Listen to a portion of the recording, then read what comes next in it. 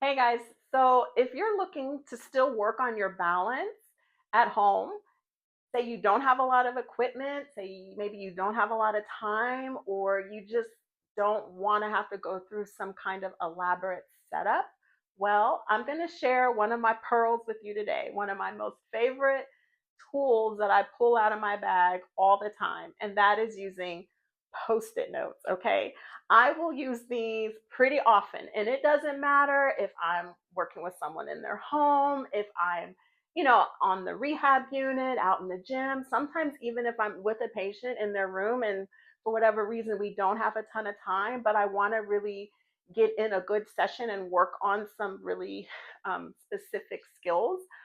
I will pull out these post-it notes in a minute, and all you need are a few post-it notes and a good marker, or even just a pen would work as well. And what I use these for mainly are for balance. You can use it for balance activities, both standing or sitting. I also will use them for vision and cognition. I call it brain exercise, more of those kind of activities. So I will put those in a separate video, but today let's jump in and I'm going to show you all the different things you can do for balance, whether you're sitting or standing using post-it notes, okay? And then all you're going to want to do is grab your post-it notes. You have options here. Sometimes I will put letters. So on each post-it note, you'll have a single letter, like the letter A, B, C, D. You can do all the vowels. You can kind of mix it up however you want, or you can do the full alphabet. It depends on how in depth you want to get with it. But you can do letters, so one letter on each post-it, or you can do numbers. So usually I will do numbers 1 through 10, but again, you can kind of adjust and tweak this to fit whatever needs you have or however you want your activity to go, because there's a lot of options and a lot of variation with this.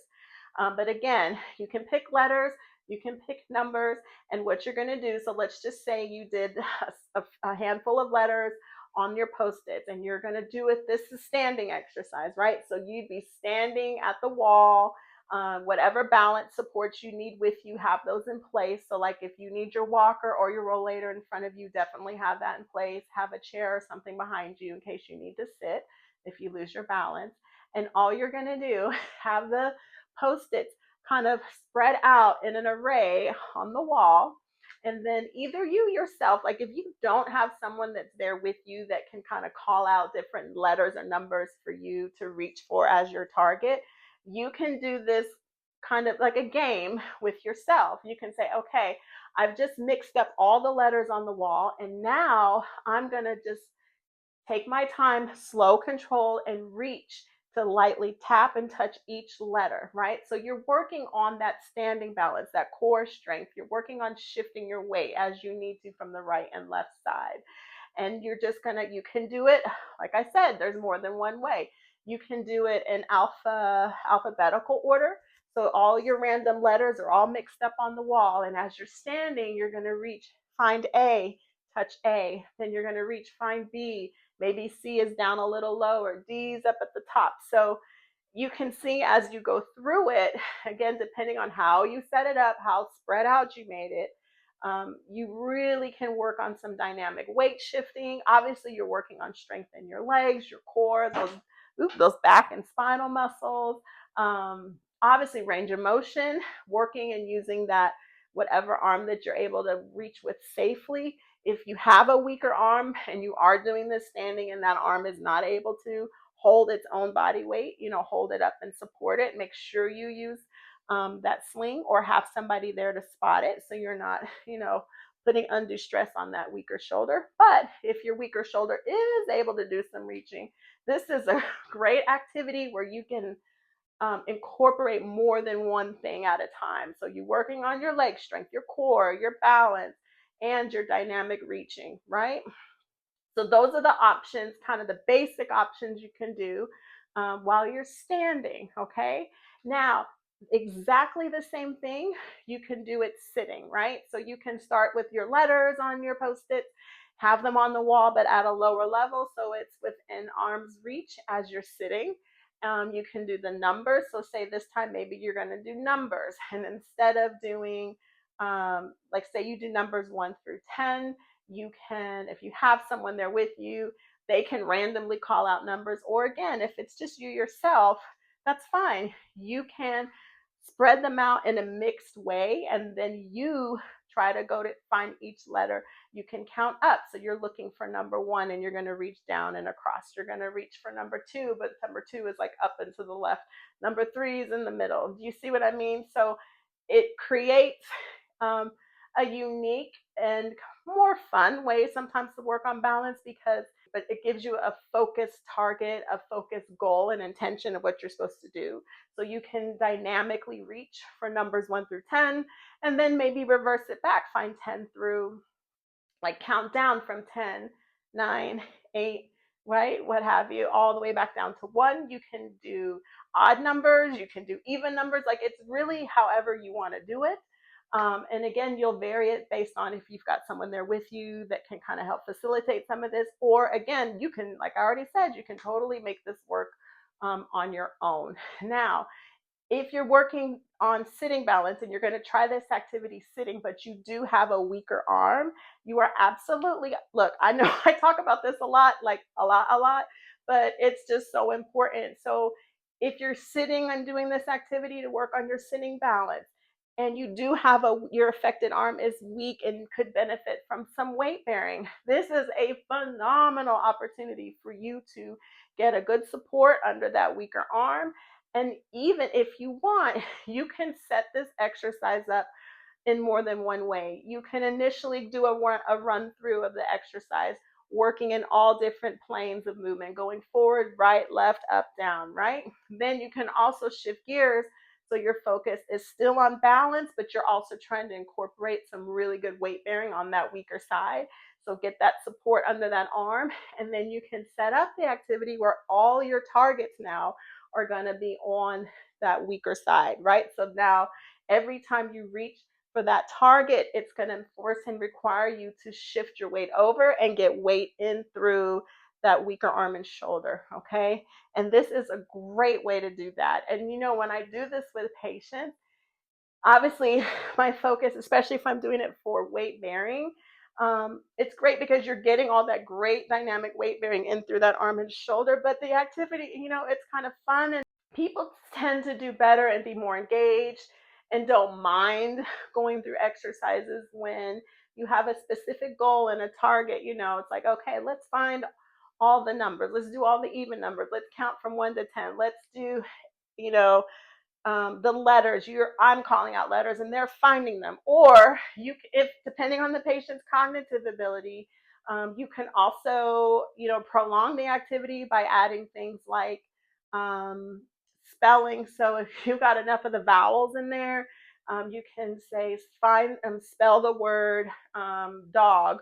So then they're now looking for D, and then they're looking for O and G. And again, like I said, there's a lot of different ways that you can do this, okay? So that's basically how you would do this sitting. You can also do this standing, but in a more dynamic way, um, still using the post-it notes as kind of like a soft target. So you would have a post-it note, you know, in front of you, behind you, to the right, and then to the left. Again, this is going to need to be done with whatever balance supports that you require to stand safely, and then always have something behind you just in case if you lose your balance, so you have somewhere to, you know, to land. And again, if you've got a therapist that works with you or one of your family members, then this is again another great activity you guys can do together. But if you're, however you're able to do so safely, you would be up on your feet. And this time, instead of having the target of finding certain letters or counting up and down with the numbers and things like that, all you're going to do is have the target in front, behind, to the right, and to the left. And depending on, you know, your ability level, you would take 1 foot at a time and just shift your weight and tap forward to the post-it in front and come back to center. Find the post-it in back, come back to center. Find the post-it to the right, come back to center. And then the other leg, if it's able to. Again, a lot of this you're going to have to tweak. You know, I'm not there with you, so you're going to have to use your judgment and adjust these some of this as you need to. If you can stand, but that weaker side is not able to step out forward or back very much, then you wouldn't do that. But that leg would still be getting work and strengthened through weight bearing, because it would be stabilizing while your stronger leg is now shifting forward, back, right, and out to the side, if that makes sense. Okay. Always use safety. That is the number one thing. But this is such a kind of a bare bone, basic, classic do it yourself kind of activity. If you don't have the fancy post-it notes, you can basically cut up some pieces of paper, find some way to stick it to the wall, and you can do the same thing. So this is such a um, simple yet can be highly effective tool that you could use in so many ways at home. Okay. So definitely, please give this a try. It is such a great way to work on your balance and your core strength and your coordination. Um, and then for my other video, like I said, I will do one separately that's just talking about the vision and the more the brain exercise stuff.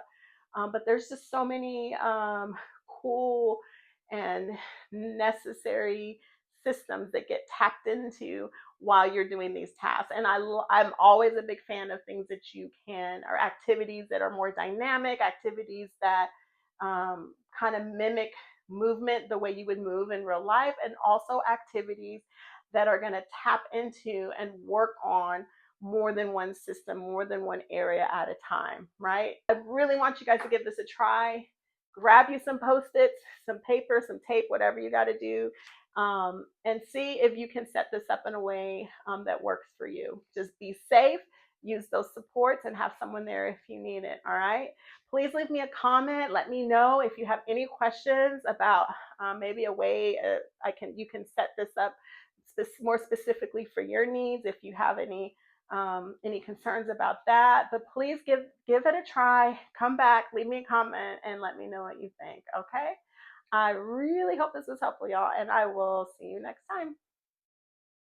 If you found this video helpful, don't forget to subscribe for more DIY videos to help you along the way in your stroke recovery.